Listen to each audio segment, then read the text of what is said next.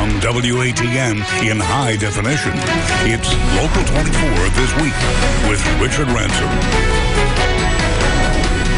For the real story behind the big stories, thanks for joining us this Sunday morning. With early voting in Tennessee's August primary just a month away, it was a busy week on the political front, and I have a very well-informed panel ready to weigh in on all of it. We'll start with this week's GOP gubernatorial debate that was right here on Local 24, the second of 3 statewide televised debates focused on crime and hot legislative topics primarily this time. We'll talk about the takeaways in this hotly contested race. There's a Democratic side to this contest that often gets overlooked, but there was some movement in that contest as well this week. Carl Dean and Craig Fitzhugh showing a more contentious side as Fitzhugh releases his first 30-second ad of the campaign. And another primary we haven't really discussed yet is the District 8 congressional race representing suburban Memphis and West Tennessee. David Kustoff, the incumbent in this race, but his opponent, Dr. George Flynn, is ready for a fight, and they're both hitting voters with TV ads as well. One of those ads more predictable, the other not so much. So let me introduce to you our panel this week, some old friends of the show. Susan Thorpe is a political consultant with Thorpe Communications. Local 24's Mike Matthews is here, as is Local 24 political analyst and commentator Otis Sanford. Otis, we'll start with you. You saw the debate. What was your biggest takeaway from it? Well, my biggest takeaway was just how much in love they were and are with President Donald Trump. They went out of their way not to criticize him.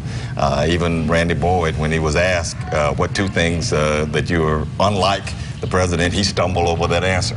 And that's a strategy. I mean, they're all trying to woo Trump voters. The other takeaway for me was that Beth Harwell was trying a little bit to stand out and differ from the others because they all agreed on pretty much everything. But she differed with the other candidates on medical marijuana, and she even gave an acknowledgement to the reason why football players, the NFL players, were protesting, even though she disagreed with it. At least she said she understood the right to protest. But in terms of other takeaways, they were all talking the same language. Just looking at the conversation on social media after the debate, that Beth Harwell comment that you mentioned on medical marijuana got a lot of attention. Yeah. And we know that it polls very high with Republicans and Democrats alike. She said it is cruel to withhold that from someone who needs that help. Yeah. And basically came out ardently in favor of it, which she, of course, did in the course of the legislative session because of her own personal experiences with a family member in Colorado who's going through a really tough time and has actually found it to be quite helpful. Her problem is she's so far behind. Right. That is hard for her to catch up with just a month. And did she make enough of a distinction in that? I mean, it seems to me that if you're way behind in a field of 4 candidates, Mike, Bill Lee as well on this one, did either one of those really make a concerted effort to pull away from the pack a month out from early voting? Listen, the Beth Harwell comment that I was floored by was her saying, here she is, who's been in the legislature since 1980, 38 years. 38 years, and she is not a career politician. I don't know how that can possibly be. But I mean, people were all asking what Diane Black, who said she's a career nurse, and they wanted to know, well, when was the last time that she actually saw a patient? Exactly, Right. exactly. No, I think Otis really hit it on the head, and that is that what you have now are 4 candidates who kind of morphing into one. If you notice, they're all kind of following the Trump agenda. They all love Jesus. They all love Trump. They all love this. They all love that. And if I'm a voter out there right now for a Republican candidate in Tennessee, I'd love to know what the differences is and still how they feel on the topics of importance in this state, because I still don't know the answer to that. And that was also an overwhelming comment from voters was, I don't really see a difference between these. And these are Republican voters who seemed a little frustrated, but you as a political consultant, Susan, what do you do? I mean, you know what the polling is. You know where your primary voters are. They love the president. They love Jesus. You can't exactly be the one who's different.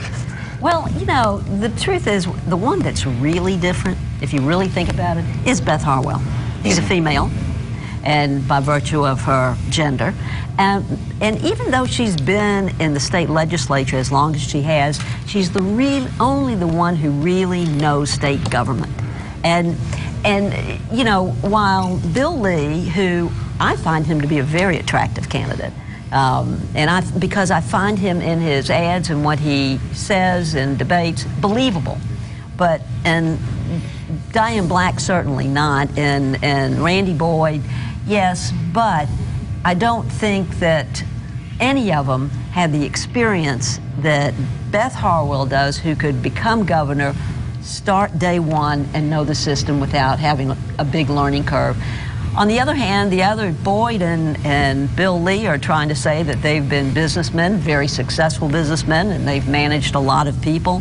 And Diane Black, really her firepower is money. She's got deep pockets, and she can spend millions and millions and millions of her own money, and which she's doing, and may come out ahead because she can buy that valuable television time. One of the more contentious issues, and I use that word loosely, was when we asked Bill Lee about his campaign and how he chooses to separate himself by being the outsider, by saying he's the only non-politician in the race, and the other candidates all had problems with that claim.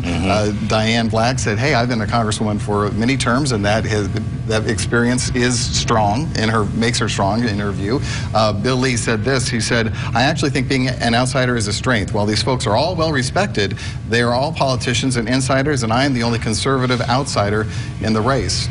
To which Beth Harwell said, well, wait a second, you don't make a lot of money being a state lawmaker. It's a part-time position. We all have other jobs.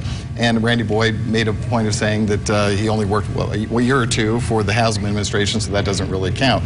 Did you get much traction with that argument? It doesn't sound like it. It doesn't get much traction with me. I think Bill Lee is actually doing the smart thing here by saying that, although I don't think that he wins the election by saying that.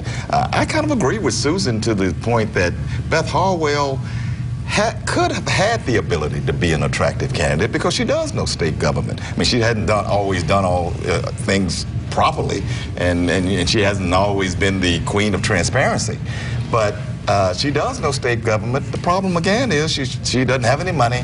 She started too late, and she is being drowned out by these other voices. Which is interesting about money, because Randy Boyd and Diane Black and Bill Lee, and I think more power to them and bless them that they've all been successful in their lifetimes, and those three have very deep pockets.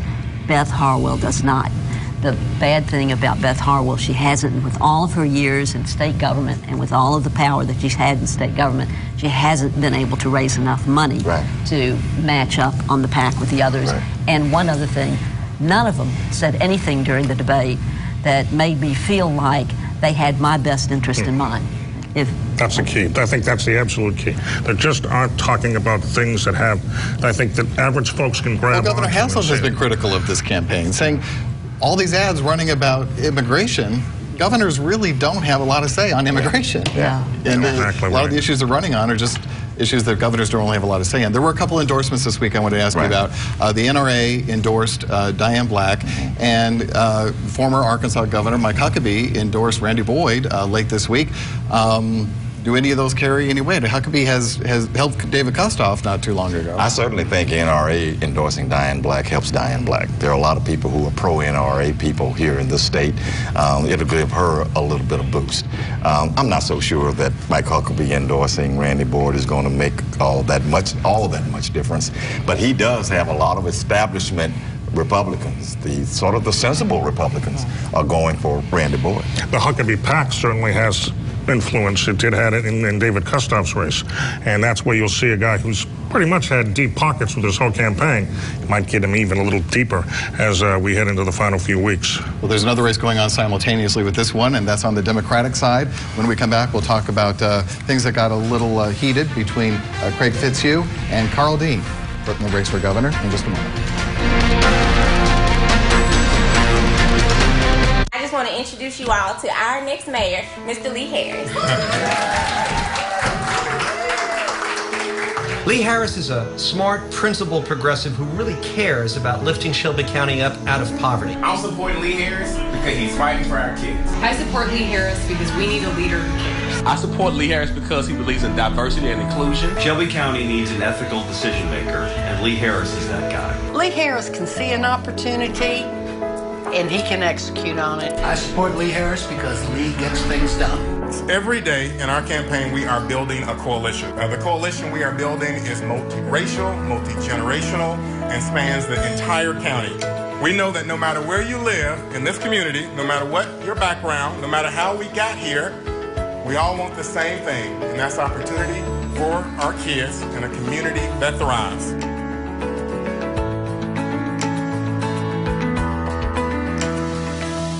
When I see on the news where a young person's been shot or sent to prison, I think that could have been one of my kids. One of the young men that I coached at Manassas. That's why I volunteered to coach. And that's why I'm running for county mayor. Because we need more after-school programs. We need to invest in our schools and our youth. And we need a mayor who will fight every day to keep gangs, drugs, and violent criminals away from our kids. I'm David Lenore, and I'm asking you to join our team. Together, we can build a safer, stronger Shelby County.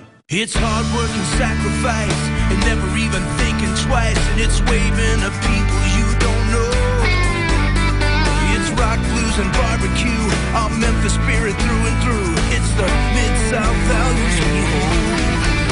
Local is your neighbors, local is your friends, local is a place you've always been. Local 24, we're local every day.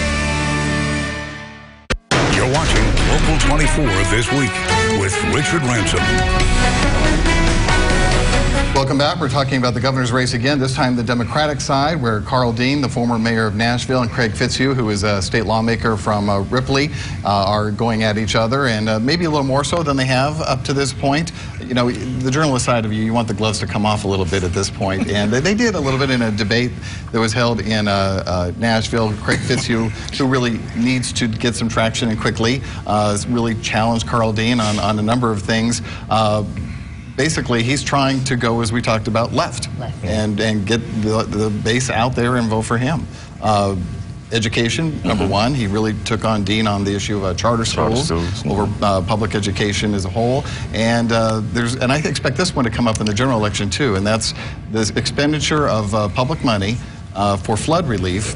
When Nashville had that terrible flood downtown, and a lot of that money was redirected to build an amphitheater in Nashville, and there seems to be a lot of questions about that. Absolutely. What do you think about all this? I think that's really an interesting point, and you're right. Craig Fitzhugh has decided, let's go left, let's go more liberal here than Carl Dean. Carl Dean continues to talk about Nashville, using Nashville as the shining example of all that he's done. And maybe that'll sell him well in Middle Tennessee, but I don't think it's going to sell well here because of the natural animosity that Memphians have toward Nashville, and vice versa, by the way. I just don't, I think what Fitzhugh has got to get going. He's got to get going fast. Time is running out for him, and he's got to do something. I don't see Fitzhugh closing that gap. He doesn't have the name recognition like Carl Dean does in Middle Tennessee, and he doesn't have the money. I mean, to really be on TV as much as he needs to be to talk to the voters. I think that Carl Dean is going right up the middle, right. And Fitzhugh is trying to take to the left. You're not going to win on left voters. It's just not going to happen. And and I have to echo Mike here that Carl Dean is talking a lot about what made Nashville great. Well, that's wonderful. Aren't we happy that Nashville is great? Well, what are you going to do for us? That's right. He says nothing in that one commercial that he has, anything about how he's going to make the rest of the state great. And, I mean, how does that play to the people who are living in Ripley or in Hohenwald, who haven't really even recovered from the recession? Yeah. And they're looking up and saying, well, Nashville is great, so what? I think that that's the single ad he's had. It's a tired ad, and I think you better switch. But I don't see how Fitzhugh's going to close that gap. We have shown Carl Dean's ad. We have not shown Craig Fitzhugh's ad, which just debuted this week. Here's his 30-second pitch to voters. This is the field I played on in high school in West Tennessee. It was one of the first integrated teams in the South. I learned some valuable lessons on this field, that you play together as one team, that we all do better when we all do better. It starts with expanding pre-K so all our kids get a head start. It means taking back healthcare tax dollars we send to Washington so we can lower healthcare costs, and it means building an economy that works for everyone. For me, it's people first, progress for all, and Tennessee always. All right, let's get your reaction. I thought it was a pretty good ad. He certainly wanted to make sure that he said first integrated football team because he is pitching a coalition here that includes minorities, African Americans who he is hoping rally toward him, and they are. A lot of them are, but he's underfunded, and Carl Dean is is trying to be a Phil Bredesen 2.0 here. By saying, you know, I made Nashville and I continue Nashville progressing. That's the way to win the primary. Maybe he'll pivot in the general and talk about other parts of the state. Be interested to see. Mike? I think that what we see here is a guy who would have put that ad out maybe 2 months ago, might have started making up a little traction. It is an interesting ad, and it differs from even others on the Democrat and Republican side, because again, he's dealing with facts here, he's dealing with issues here. But I sure would like to have heard that a couple of months ago. Isn't it amazing how many of our politicians have played football? I know. And they learned all their lessons on the football field. That's right. That's right. Well, at least he's not a farmer. Well, he can be that too. That's right. Before we go to our next segment, I promised Chris Hartline with the Diane Black campaign that I would set the record straight on something we talked about last week when it comes to TV ad spending. We mentioned how in West Tennessee, Diane Black was spending half that of Randy Boyd, and they corrected those numbers, and it really is very close, at least in the Memphis TV market, maybe not so much in Jackson, which was also included in the West Tennessee numbers. But just want to say they are making West Tennessee a priority when it comes to their ad spending. Not necessarily in the city of Memphis, though. Right.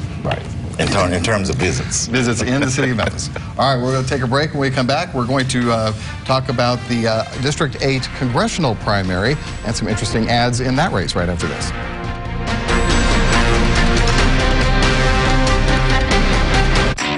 Make tomorrow awesome with Xfinity Internet. Call 1-800-653-9090 today. And do what you love online with Xfinity Internet for only $19.99 a month for 12 months. Xfinity Internet delivers the speed you need to surf, stream, and download. Plus, with Constant Guard by Xfinity, your family will get unmatched online security, and it's included at no additional cost. Call 1-800-653-9090 today and get speed, security, and value from Xfinity for an amazing price. Xfinity delivers reliably fast internet speed and the best in-home Wi-Fi experience. Get started with Xfinity Internet for just $19.99 a month for 12 months, now with more speed. It's all backed by our 30-day money-back guarantee, so it's risk-free. Experience speed at a great low price from Xfinity. Call 1-800-653-9090. That's 1-800-653-9090. Xfinity, the future of awesome. It's time to shake up and straighten up Washington, D.C. That was my promise to you in 2016, and I'm proud to say that I've worked with President Trump to make that happen. David Kustoff stood with President Trump and voted to increase military spending to help defeat ISIS, build the border wall, and pass historic tax reform, creating more jobs and bigger paychecks. But we're not done. I'm David Kustoff, and I approve this message because we must keep working to shake up and straighten up Washington, D.C.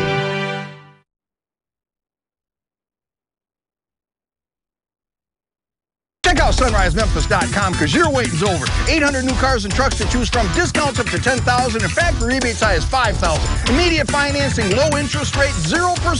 And a $5 million used car inventory with a lot specializing in cars and trucks under $49.95. Sunrise has a financing plan for everyone. If you like saving money, it doesn't get any better than this partner. Sunrise, the ugliest building on Covington Pike, the good-looking one in Bartlett, and 385 in Houston, Levy, and Collierville. It's hard work and sacrifice, and never even thinking twice, and it's waving at people you don't know. It's rock, blues, and barbecue, our Memphis spirit through and through. It's the Mid-South values we hold. Local is your neighbors, local is your friends, local is the place you've always been. Local 24, we're local every day. You're watching Local 24 this week with Richard Ransom. All right, we're going to talk about the District 8 congressional primary now. On the Republican side, the incumbent is David Kustoff, who we know well, all of us, and has been through a successful term now and is running for re-election. Let's show you his ad first, and we'll get some reaction on the other side. It's time to shake up and straighten up Washington, D.C. That was my promise to you in 2016, and I'm proud to say that I've worked with President Trump to make that happen. David Kustoff stood with President Trump and voted to increase military spending to help defeat ISIS, build the border wall, and pass historic tax reform, creating more jobs and bigger paychecks. But we're not done. I'm David Kustoff, and I approve this message because we must keep working to shake up and straighten up Washington, D.C. So the congressman has had a busy 2 years, defeating ISIS. He defeated ISIS. Yes, among other things.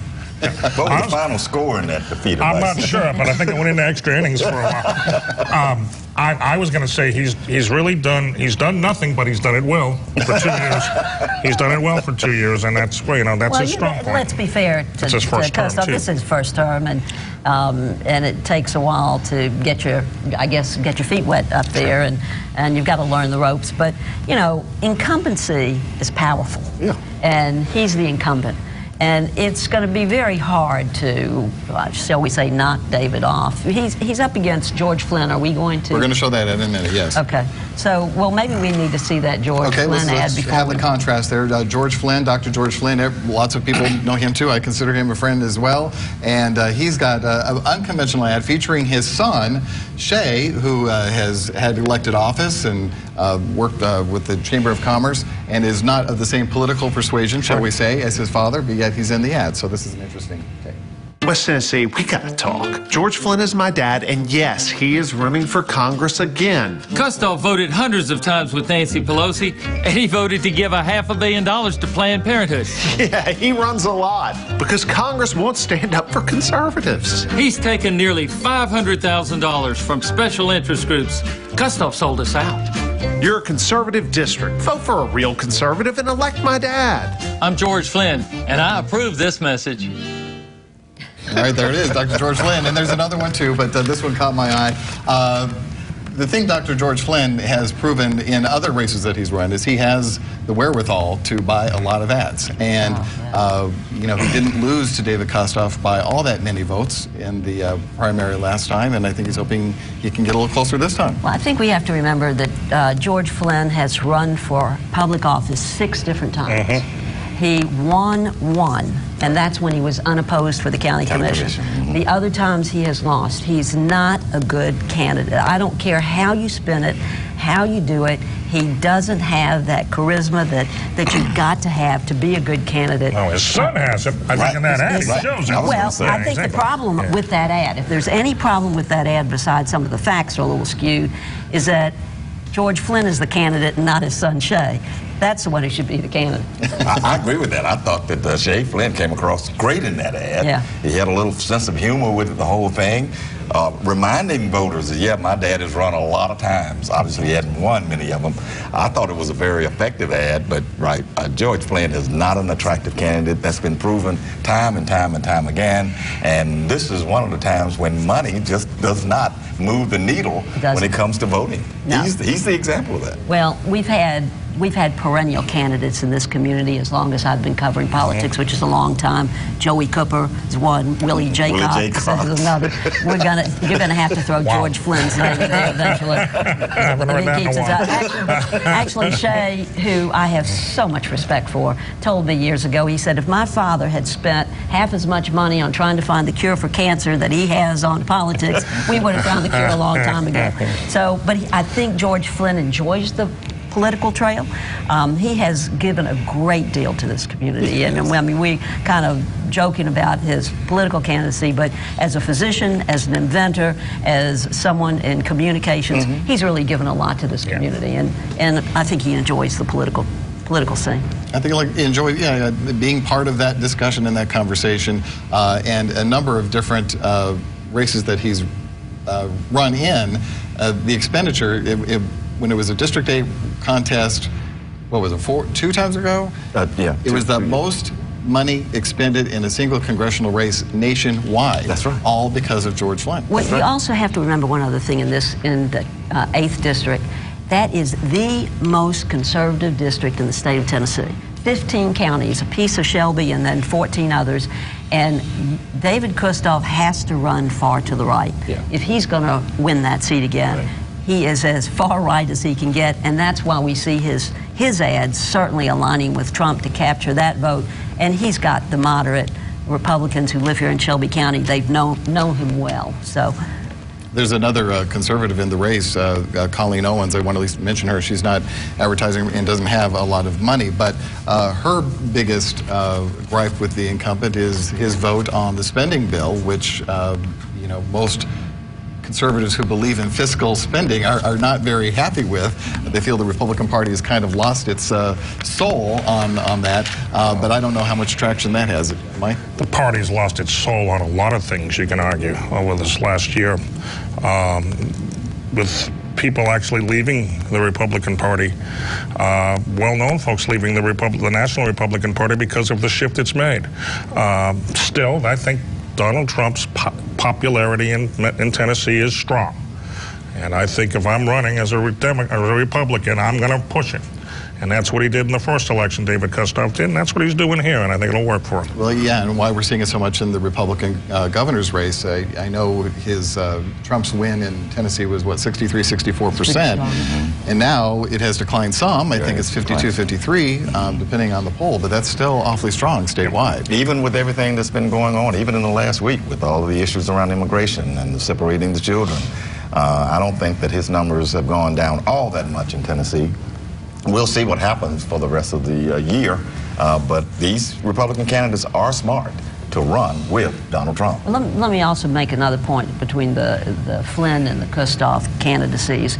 David Kustoff has been in this district for 2 years constantly. He comes back every opportunity he gets. He doesn't come necessarily to his home in Shelby County, but he's in all those districts shaking hands. He's been doing this for 2 years. That's very hard for George Flynn to upend those kind of personal relationships he's established. And in something that his predecessors, let's be honest, didn't necessarily do at all. Exactly. In that district. That's right. All right, well, that's going to do it for our conversation right now. We'll take a break. We'll be back to wrap things up right after this.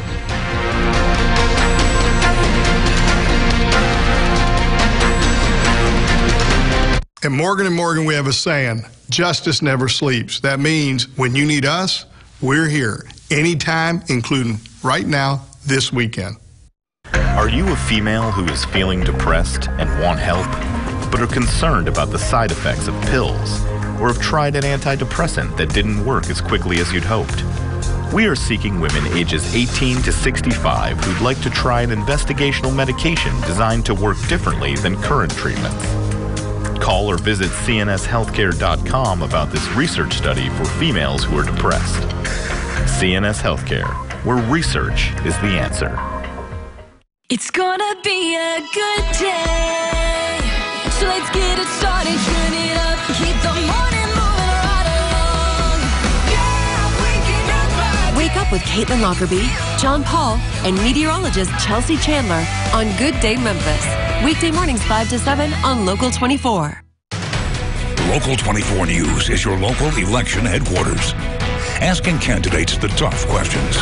What grade would you give Governor Haslam for how he has handled crime in the state of Tennessee? How do you ensure that TN Ready will, in fact, be ready? How do you view players taking a knee during the national anthem? They have more experience than you. Why is that a bad thing? For the best coverage of local politics, count on Local 24 News, your local election headquarters.